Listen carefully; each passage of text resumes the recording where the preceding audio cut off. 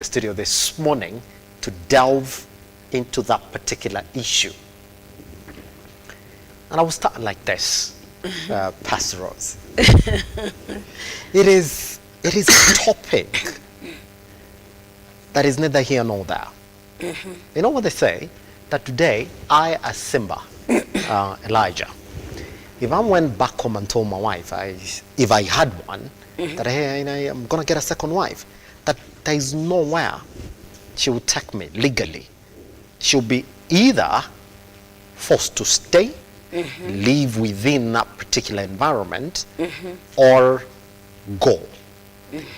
And if she decides to walk out of that particular arrangement, then she gets nothing out of our marriage, because she can't take me to court and file for a divorce, because divorce essentially, Pastor Rose, would also, you have to give reasons as to why you are walking out of that marriage. And so you'll be asked, why are you walking out?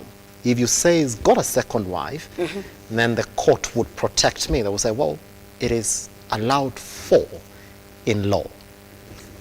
So let's take it back, even before we get to the law and what it states about second wives. Is it the fault of the woman that a man seeks a second wife? Welcome, Simba, and our viewers. Of course, it is a very interesting topic. Yes. As usual, we always base everything and anything according to the Word of God and according to the Bible. So we cannot be worried about what are the answers or how we shall deal with this, because we have our map, we have our guideline. So now, as you did to us last week, you opened our discussion with this Word of God, Matthew 19, when you read about how old Jesus said, he answered and told them, don't you know that God created them, man and woman? And so now that they become one, now they are one for a while. And I heard you say that now the man decide, I have to have the second wife. We cannot know and understand why, because is it the fault of the woman? If it's the fault of the woman, have they sat down? Have they tried to seek advice? Yes. Which steps has they taken, or has he taken, that he has come to make the decision? So, as you open the discussion, let our viewers also help us to understand, even as they ask their questions, even the one who is there and has that concern, one who is there and has once stepped in the divorce step. Yes. Maybe he retrieved, or maybe he went into it, and they can tell us the consequence. But of course, before any decision, there is a dialogue which can guide us. If it is my fault as a lady and as the woman, then you tell me, you are not doing this and that, I'm missing this and that. Even if we remember, we are you are my helper, I am your helper. When we get married, we enter in that covenant, we came to the area of living and grieving. Yes. How comes now, my viewer or my dear, we have now built this foundation of you left, I leave, and now we have grieved. The word grieve, it is a Greek word which means glue. And when we see glue, nothing that is abided with glue that can live. You see that? Now, if that is our foundation, what has come up? Even water, even storms, nothing. Then now, if it is in the area of learning, I have learned and so, oh, these are your character. They are not fitting me. I'm there to help you to come out from that step by step, learning you, and not, I don't think, or that you can quickly take the first step of telling me, go out or you stay, and I have no business with you. That's it. I was doing research Yes. around this particular area. And Pastor Mbogo, it's a good thing that you're here. And this conversation, by the way, when you look at things about marriage, relationships, it is one and the same thing. All the conversations that we've had here, you cannot remove this conversation from the conversations that we've already had here. Yeah. I remember when I had you in a panel here, where the gentleman, the one that said, and I do remember Gabriel was seated over that side. Yeah. He said, you see, when you get into a relationship, you should first look at your contribution first, as opposed to the product you're going to get into it. Yes. That think about what you're putting in, that should be that, as opposed to what you are getting out of that relationship. Okay. Now, I did my research, and then I found that in the African setting, one of the reasons that can make a man marry a second wife is Yes. kids. Kids. That's it. You get into a relationship, all right?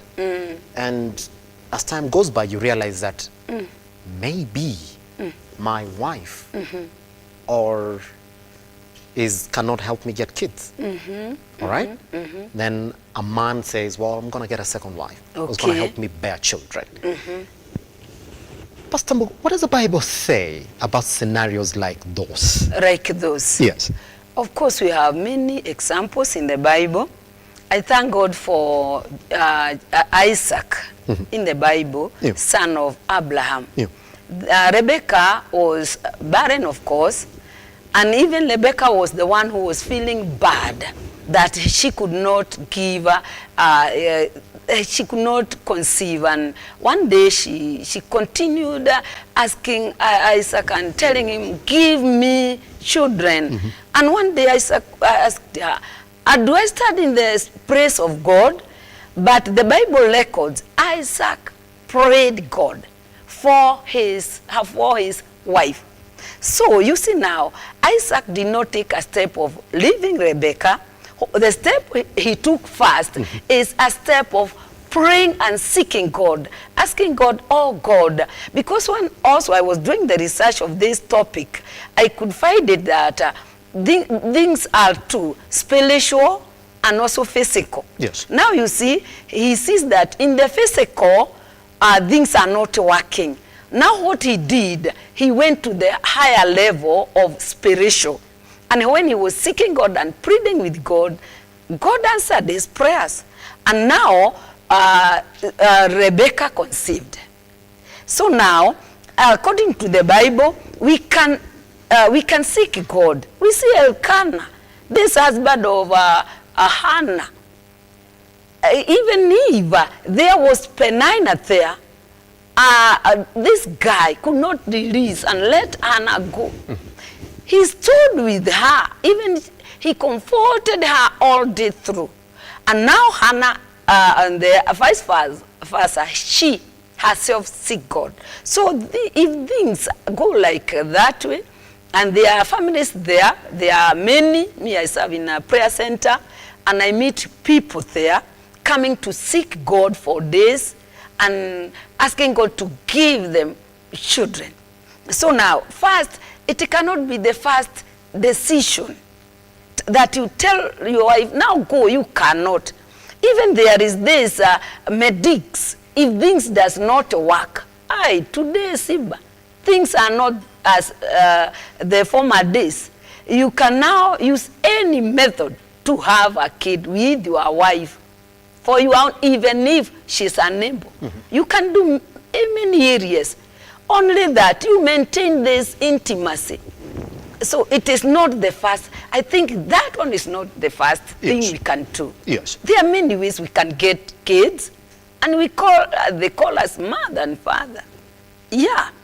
If that is the only problem, Yes. you can find all those areas to solve it. Either Yes. spiritual, either we go to the medics, or else you just have a dialogue. Does it? And do you find that culture is also a bigger issue when it comes to this? And maybe, Pastor Rosa, I should have started this conversation like this. Getting a second wife, what does it make the first wife feel? Because I'll tell you, that's a concept that I do not know. I've grown up in a single mother environment, single in the sense of that my father never got a second wife. But there's some families that have grown in that environment.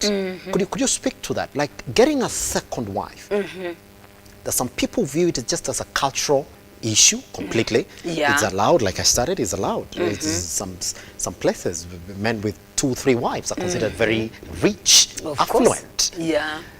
But what does it make the first woman feel in that relationship when I, as a man, decides I'm going to get a second wife?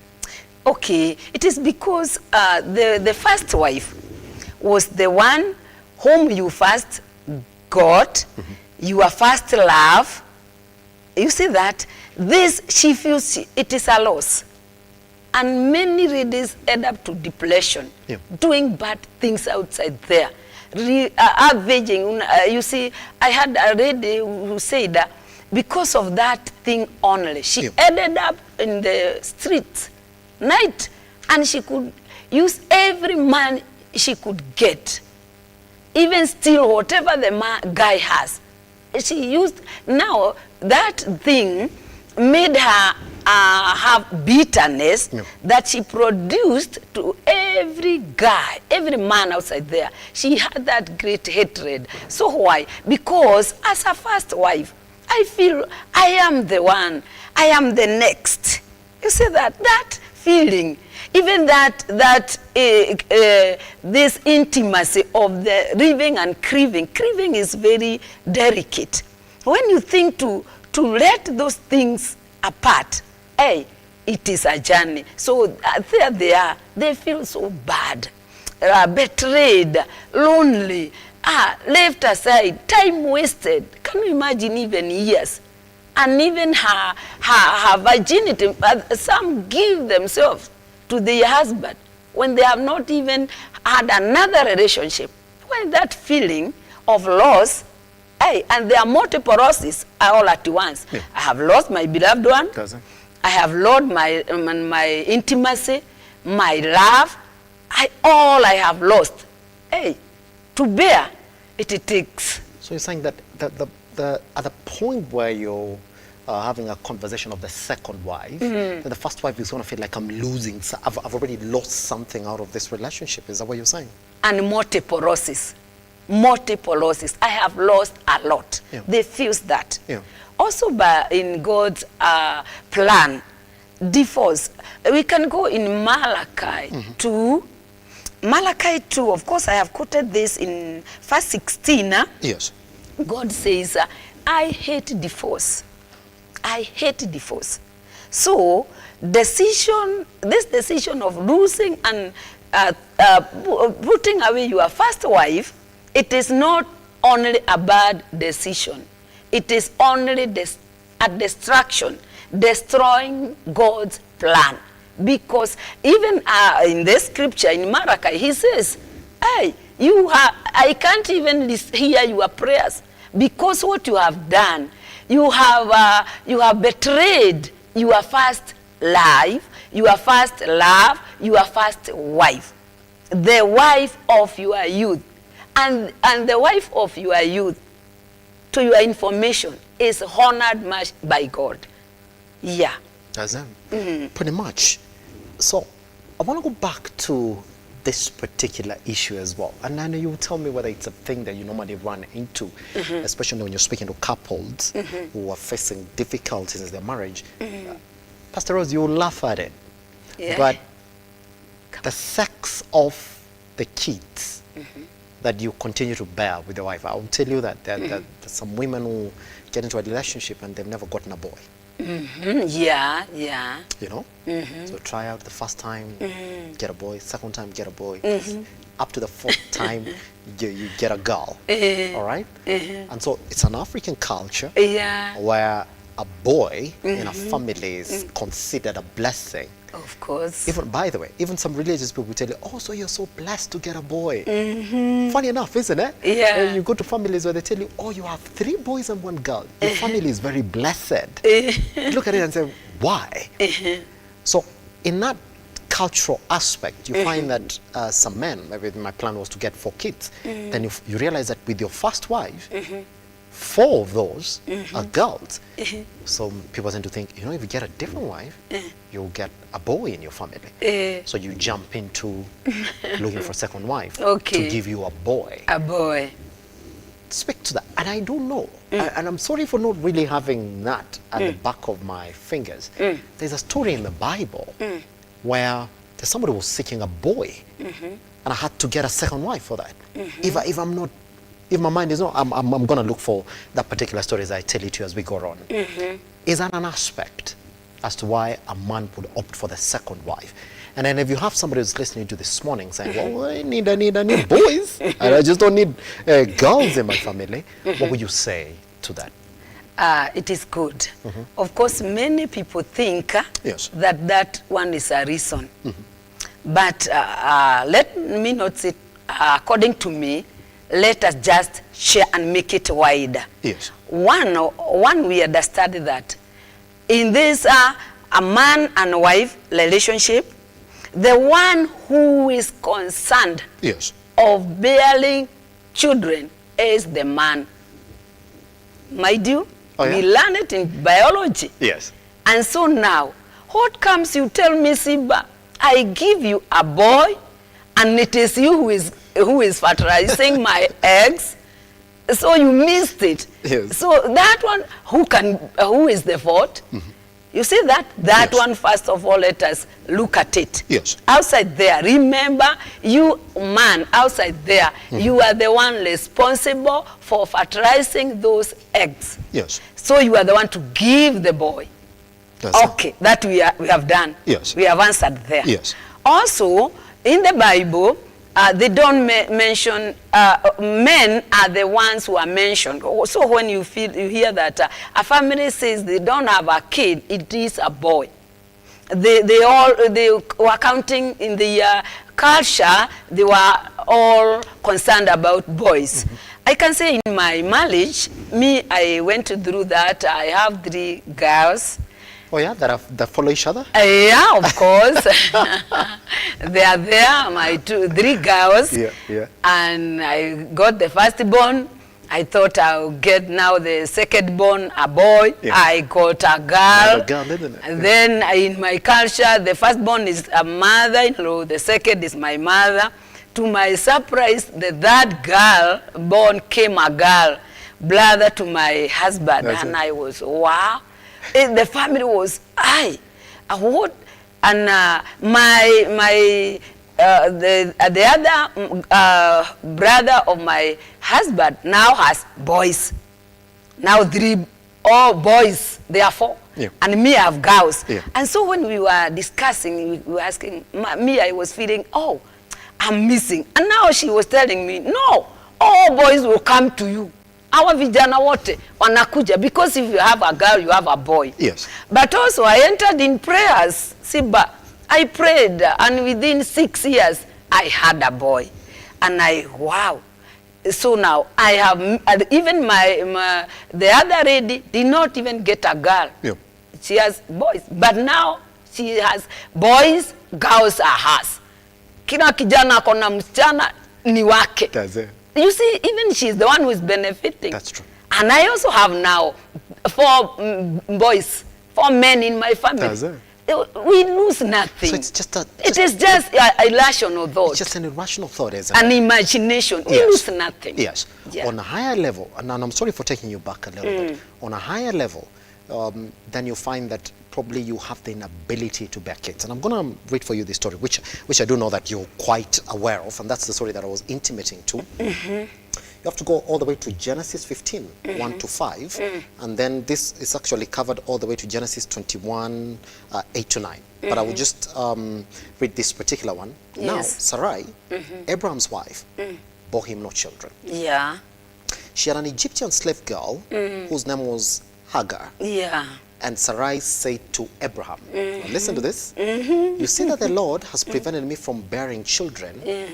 Go into my slave girl. It may be that I shall obtain children by her. And Abraham listened to the voice of Sarai. Yeah. Continues. Yeah. So after Abraham had lived 10 years in the land of Canaan, Sarai, Abraham's wife, took Hagar, the Egyptian, a slave girl, and gave her to her husband Abraham as wife. He went into Hagar and she conceived. Okay? And when she saw that she had conceived, she looked with contempt on her mistress. I'm not going to continue with this story because you see exactly where it's headed, isn't it? That even in the Bible, there are cases where a marriage without kids, Pastor Rose, essentially becomes a problem. To the point that when the second wife is introduced into that, immediately it becomes an issue. A conflict. It's a conflict you're introducing into the relationship. So it's not something natural, as we like to think about it. In this instance, when there are no kids completely, and when it's determined, like it's here is very clear, that Sarai, Abraham's wife, was the one who would not bear kids. When it's determined that it is the wife who's got a problem, then you get a second wife in it, then that becomes a challenge. How do you speak to those couples or to that man that is saying, well, I gotta get a second wife because my wife can't give me kids? Does it also then also start speaking to the reason as to why you marry? The end product of a marriage. Is it not kids, Pastor Rose? I love you for that scripture. But we said, and we shall keep on saying, marriage, the end product is not kids. Oh, yeah. One there, let us just stick there, and it is me and you. Oh, yeah. And God. Culturally. But where does culture fall in religion? Does religion respect culture? Yes. It does, isn't it? Yes, of course. It does so much. But that is why we said there are many ways we can get. It is only your way. Go on your way and make sure you are ready to pay the consequence. Look here. Look at our story in the Bible. Sarai. The Bible says she was barren, of course. See now, by haste, Abraham was settled, was there. He's a man of faith, waiting upon God. And you remember, Abraham had God's word in him, voice, that I will bless you. I'll make you a great nation. He was there waiting for that day. Now the ready here is, oh no. It is as if you have waited a long time, and she was uneasy. She was not patient. We see now what she did. She gave that girl. Look behind there, the end product of this story. Even now in the whole world, the conflict is there.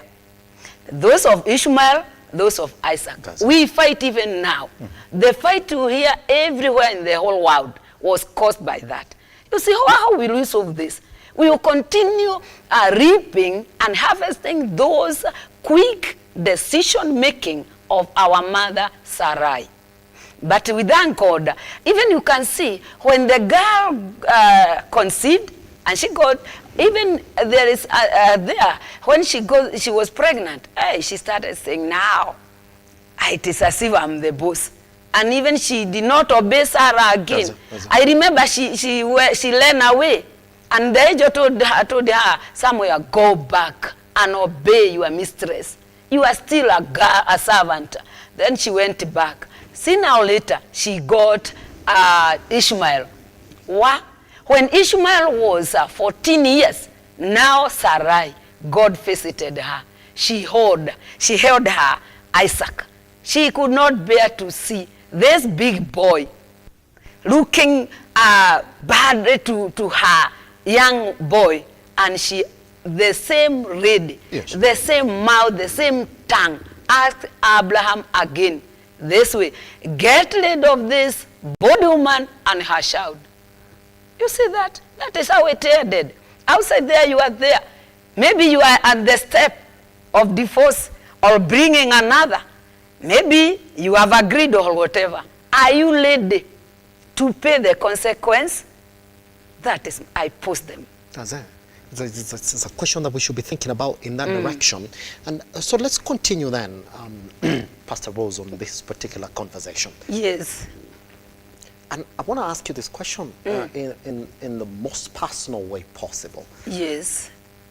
When it comes to taking care of a relationship, to the point that the conversation of getting a second wife doesn't enter in that particular relationship, because we've seen how it ends. It's essentially a conflict when you're talking about a second wife in a relationship. The responsibility, who carries the weight of the responsibility? What does the Bible say about the role of a woman in taking care of the relationship, in taking care of the husband? Yes.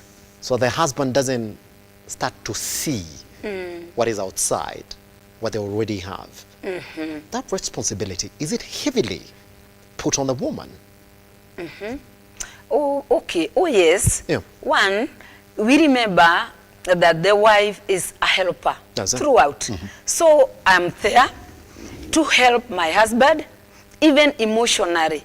When now we are there and we are feeling that there is this thing that is pushing us to the corner, and this is that bringing one of us down. So the other, we said the last time that a key point of maintaining our marriage is commitment. Commitment. So me, as a wife, I'm totally committed to cater for him mentally, emotionally, and also physically. I have the position and role to pray. Also, the man also, he has. Because even the woman is a human, and sometimes we also need support. But the lady, let us speak to ladies outside there in marriage. It is good even as we introduce this book to them. Principles of a successful marriage. It speaks much about their possession and role. If now I feel my possession, all things will fall apart. Because if it is a wife, I'm not wise in communication, I'm not industrious, I'm not working hard in every area that my marriage will start, I'm not also faithful. This is the wife I'm explaining now. W stands for a wife to be wise in communication, not asking questions, not arguing, not throwing words. Wise in communication with your husband, with respect and honor. Then I am active. I'm not that lady that wakes up and stay and just go to face it others. I'm not capable in my family or my duties. I'm in distress. Like Psalms, Proverbs 31. I'm faithful. I'm faithful to you. How? What do you lack if I have all those? Yes. Excellence in two things, in counsel and comfort. That is the wife. And if I stand in that and I pray my possession and my law collectory, that the marriage will start. Yes. Yeah. Pretty much. There's an area that I want you to speak to before we get to jump into your book, by the which I'm reading, and I've been quite lazy. But I said by the end of this month, the book will be essentially done. There's this question that I want to put to you, so you can actually have to take a look at it. And they say this. In areas where men opt for the second wife, there is something that has changed in the first wife. She's not the same. The problems in the family, which have not been solved, Pastor Rose. Yeah. You get it? Have not been solved. So instead of the man outrightly cheating, I still want to remain upright within society. So you know what to do? To get a second wife. Yeah. And when people look at you, they look at you as not a man who, number one, divorced the wife. It's just a man who got a second wife. So you're still, right, culturally, morally, you know. So let's speak to that just quickly before we get into your book this morning. Okay. On that particular aspect, at what point should you stop solving problems in your marriage? And can you say, Pastor Rose, that there's going to be a time where you're saying that we do not have a problem in a marriage? And I know you've defined what a wife should be, but then beyond being a wife, there is that aspect that you have to continually then build your relationship. Okay. How do you do that? And when do you do that, Pastor Rose? Here's the thing, and I'm sorry for being long on this. They say that your car might be driving very okay. Yeah. Your car. It's driving very okay. But once in a while, even when it's not time for service, can you call a mechanic to just come and look at it and say, okay, can you have a look at it and tell me whether there's something that I need to work on before the service time comes? Yes. At what point do you stop? Or do you work on, do you look at your marriage? Okay. Yes. Often. Marriage, of course, it is like a car. We need to take it to garage always. Yes. Oftenly. Because as we look to the stages of marriage, how we start, then the middle age, in the middle age, it is very difficult and hard. The man is very burdened by raising the kids. That life becomes much harder. Yes. Then now the third one, when now we are at that one is of loving and also caring, it is also troublesome because now we ourselves now we are changing. That's it. Our bodies. Now the man used to be this, the woman used to be this, we are changing. And we are still there in this family. Yes. So it is good to work out your marriage always in those stages. Reflect, find a solution, what is coming up. And then also I want to touch that one, that now my wife is racy, is not her again, she is not, life has become cold. Thinking to jump out and find another one. And remember how you started with this. I don't tell you it is. I cannot tell you it is the best decision or not. But first think, this one I have handled for such long. I know A, B, C, D, and you are at E. You are now starting to go to A again. Yes. Men outside there, they can tell you. But I would like to appeal to ladies. Yes. It is good even that you read science. Upime hewa, you have an adamo. Upime anga uone, I'm losing. Pull up your socks. Make things made up. Usiede kuanje. That's pretty much. Now, I know you have a book around this particular area when we're talking about these relationships and even topics like this, by the way. Why men opt for a second wife. You have a book on principles of successful marriage. Yeah. It's a book that you've essentially gone back in and drafted for couples aside there, even for those people who want to marry now. So they know exactly what they're getting into. Pastor Rose, just quickly then, in 2 minutes. What specific areas have you covered in this particular book that is going to help a couple this morning, but once they go through the pages or the pages within it, so they stick to a one-wife marriage? And for who is this book for? This book is for all of us. Yes. From the young people who are preparing to get married, I believe you have it. Yes. I wrote this book, it was a time I felt, let me say, I was very sick. Sometimes you get sick and I felt, oh, I'm now losing that, and it is as if I'm going somewhere else. And so I said, oh no, what I have inside me, I'll leave. So I put it in a book, and within 2 years, I got healed, and now I am here. So now this book I have captured a lot. First is about understanding marriage. That area is very important for the young ones. You understand marriage. What is marriage? Where am I going? There is this husband, possession and law, wife, possession and law. After that, another area I have covered is about running and covering. That area, it is very delicate. Also, when we learn, the area of solving problems is there, about unity, about raising godly children, because we are accountable there. There you meet absentee father, absentee mother, there are all types. Also about family lives and the pillars that holds our families. There is also another area of in-law relationship. It is here. Yeah. Also another area which is very nice, and it has helped me much even at now, at my age. In marriage for more than 40 years, this also is helping me understanding seasons of life. It is here also. So that even now, where I am, with those 40 above years with this, my husband, I understand which season I am in.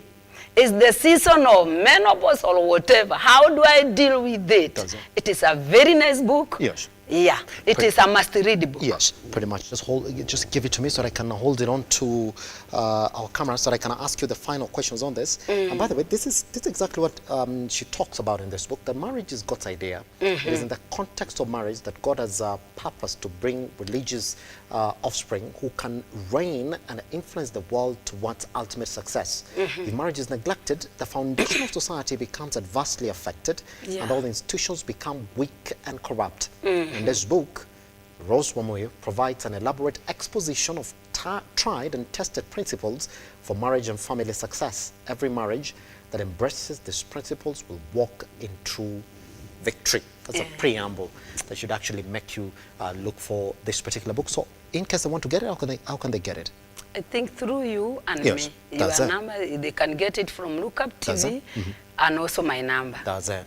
Could you give out your number? So that I can give my number. It's 0725 223 502. That's it. It is principles of a successful marriage. Yeah, I'm fighting with the director. My director still tells me that we have more time. I'm fighting with him. Anyway, so we continue. There's something that you mentioned. In this particular area. Yes, which one? The relationship with in-laws. When I was doing my research as well, Pastor Rose, you know, it's funny how even your wife's relationship with your in-laws is also one of those areas that make husbands consider a second wife. Okay. Where your wife turns out to be one of those that you only like, but not liked within the family tree. Okay. It's an issue. Yes, it's a big one. I was looking at it, especially in the African context. You would essentially find it being a very big issue. And I'll read it to you as well, so that you hear what my research came up with. Okay. That indeed, in-laws and family pressure. Listen, because they wanted to secure their marriage instead of divorce. They tell you, no, go get a second wife. Hey. You're not leaving her. She's not going anywhere. All right? So go get a second wife. Because for them, securing the marriage is more important to them. Yeah, to them. And the family outlook than what the man really needs. You know? So, unaambiwa, wewe kama Simba, umwachi. No utafute bibi mwingine bwana. Ala, familia yetu hataki mambo ya divorce. That's it. Okay. In-law relationship is very large. And when we advise in-laws, it is good to put boundaries. Even if it is casual. Now, they say that go and get another wife. This one stays here. I stayed there. Whom do I belong to? So now, their decision is not valuing the value of the lady. It is valuing themselves, that it may favor them. So that this girl, these children that I have gotten with you, they don't go outside there. Now we are securing our kids, we are securing our property, but not the lady. Because now I stay there, I'll just wake up. Whom do I belong to? It is good also to balance things and measure. Even you, as a man, who does not that benefit you? Are you doing the right thing in you? Or are you feeling that you cheated the girl? You wasted all her time. You wasted all her energy. You make her worn out. Now you leave her there. You go to a school girl, another beautiful guy, because men are born lucky. Of course, I always say that. Men are born lucky. It is only that you use that properly. Men are born lucky, Simba. Because if you leave her there, you can go out and continue. But now, what about your feelings? Are you feeling that? Is there anything that will be answerable? Yes. So let us value how we receive the advice of in-laws. It is good to put a boundary also and measure. I thank God for this woman in the Bible, Naomi. And now when Ruth decided to follow her, she also took a step to help her, to go to lead her direction. She guided her. In-laws as women, we are called to guide and teach those young ones, not to mislead them. Then in-laws as men, older men, we are called also to start like Jethro. This one, our father-in-law of Moses, when he went and met, Moses is tired and worn out. He does not know how to handle people. He is staying there the whole day, not even resting or eating. And he introduced an idea. So if they give us an idea, it is for us to choose. Is this the right choice? What if I follow it? Yeah. That's it. I'll point you out to another reason here, and I want let's see how it is. Yeah. Yes. This is what they're saying. The reasons for men choosing second wife is that in some instances, majority of females allow their husbands for co-wives due to infidelity and only female children within the family. So where you would opt to just accept that either your husband is a serial cheater and you stick around just because of the kids, or because of your inability to give this guy, kids of a different sex, and we talked about them being sons, you say, so instead of me losing out completely, let me stick around. Okay. Let's start with the first one. As a woman in a marriage, is it okay, Pastor Rose, to say because my husband is cheating, if we are two, he won't cheat, so it's okay for him to get the second wife? Okay. Oh, that one. Now, when you accept, yes, he's cheating outside there. He is cheating with how many? Many. So even if you accept and agree, okay, let her come in, that door will let the fourth, the fifth, that will be the way to go. It will be the way to go. So now, because how can I control your feelings? How can I control your behavior? Yes. We don't have power to control. Yeah. Unless now you pray God, then you stick there praying God, but not stick there opening doors for many things to happen. You can stick there praying and seeking God. I have families who have been separated for 10 years, many years, and then the lady still there, praying and seeking God and faithful. One day you see the guy coming back. They just come back. The prodigal son will come back. It is not good now in that we are the one who is perpetuating problems, opening ways for that like Sarah. We have a good example. Close those doors, put hedges, stand firm, like a first wife, and declare, because as a man thinks, so he is, and there is power in declaration. I'll stay here. This is not the time that ladies were saying in our culture, I'll not be shaved my white hair here. We are going, mine imekuwa shaved here, and I shall stay there. It does not mean that there are no problems. They are. There are ups and downs. Yes. But my decision, I say, oh no, I'm not letting it go. That's it. I will not. I'll secure. Yes. I'll stand with God. All things are possible. Yes, Yeah. pretty much. But we just want to read this. And by the way, if for any other person who's listening, if you listen to what Pastor Rose said this morning, and I came across that as well, is that whether you like it or not, the consequences of a second wife in your marriage is essentially going to be jealousy, unhappiness, loneliness, Yeah. due to injustice, and essentially, in summary, like what you said, you're gonna feel like you've lost. Of course. That's there.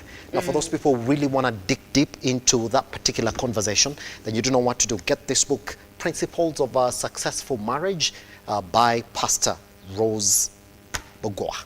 All right? And after that, we'll see exactly how it goes, isn't it? Take her back to the time that you join us online at Lookuptv across all your social media platforms. I am at Kiage Simba. Tomorrow is a good day for us to do this. Goodbye. And that's it. Pastor Rose, thank you very much for coming by. Thank you, This Simba. has been a lovely conversation. Okay. Yeah.